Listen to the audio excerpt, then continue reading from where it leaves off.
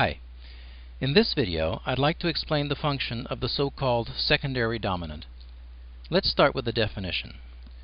A secondary dominant is defined as any chord, be it a triad or a seventh, that has a dominant-like function and is built on a scale degree other than the fifth of the prevailing key. This means that all secondary dominants must be diatonic chords that have been chromatically altered to turn them into dominant 7-like chords. So, that's the definition, and now we'll look at some examples. By the way, the purpose of secondary dominants is to give a harmonic progression a greater sense of movement, of direction, and of overall color. Let's list all the secondary dominants available in a given key. So here we are in the key of C major, and I've built secondary dominants on all the possible scale degrees along with their resolutions to the respective tonics. Of the 7 degrees of the C major scale, only 2 do not allow for a secondary dominant. These are the 4th degree, because this would not resolve to a chord within the C major scale, and the 5th degree, because this is in fact the real dominant of the key. And by the way, the term primary dominant is not commonly used. Let's listen to all 5 secondary dominants in the key of C major. Now there may be a slight lag between the sound and the visuals due to the screen capture process.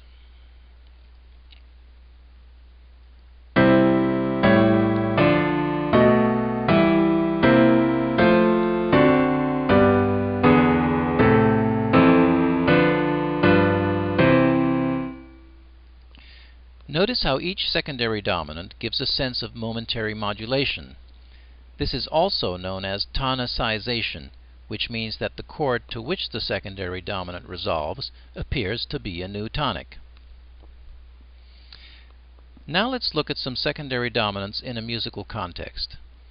To do so, I'll use the first 8 bars of the second movement of Beethoven's Piano Sonata No. 8, which contains 2 secondary dominants. It's interesting to note, by the way, that the term secondary dominant was only introduced in the 1940s.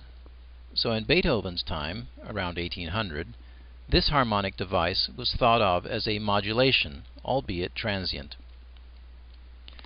Now, as you can see from this score, I've reduced the music to its basic chord progression by removing the 16th note arpeggio notes. Other than that, the chords and inversions are identical. So let's listen to this segment, and you'll see that I've marked the chords that act as secondary dominants.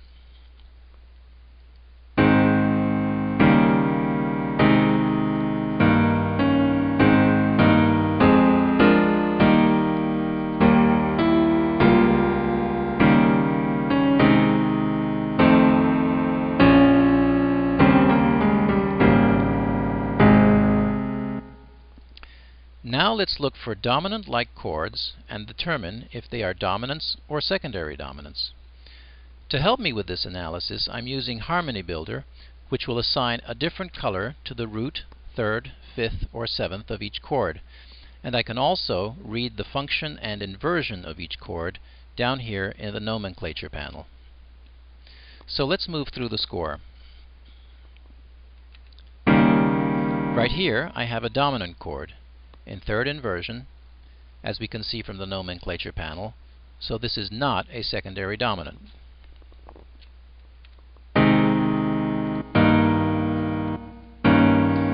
Here's another dominant chord in 1st inversion, which resolves to 1.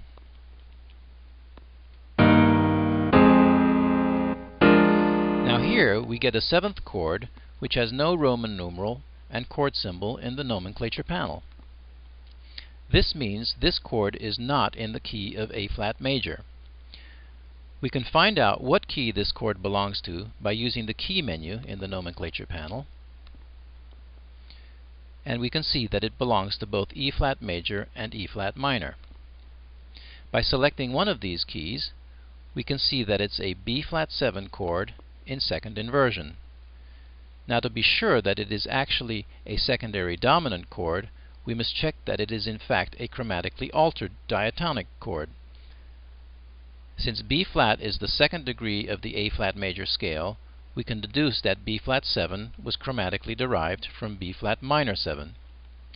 And we can confirm this by lowering the third a half step. The nomenclature panel analyzes it as a B flat minor 7 chord in second inversion in the key of A flat major. Since the root of the B flat 7 resolves down a fifth to the root of the 5 chord, we call this secondary dominant a 5/7 of 5, and to indicate that this secondary dominant is in second inversion, we write 5/3/4 of 5, or 5/3/4/5. Let's move on.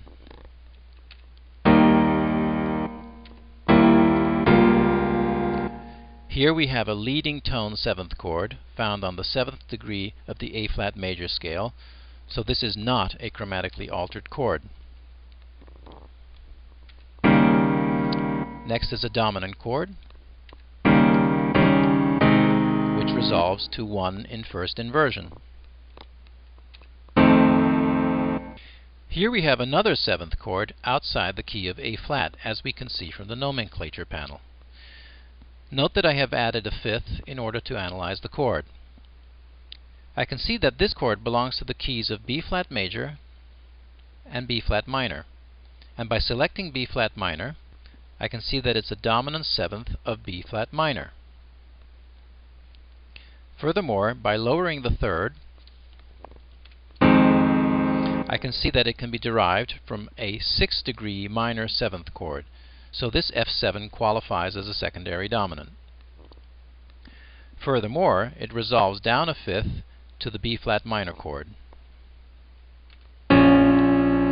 which is on the second degree of the A flat major scale, so we call this secondary dominant a 5/7 of 2. So that's the basics behind secondary dominant chords. I hope this video has helped you understand their meaning and what they sound like. Thanks for watching.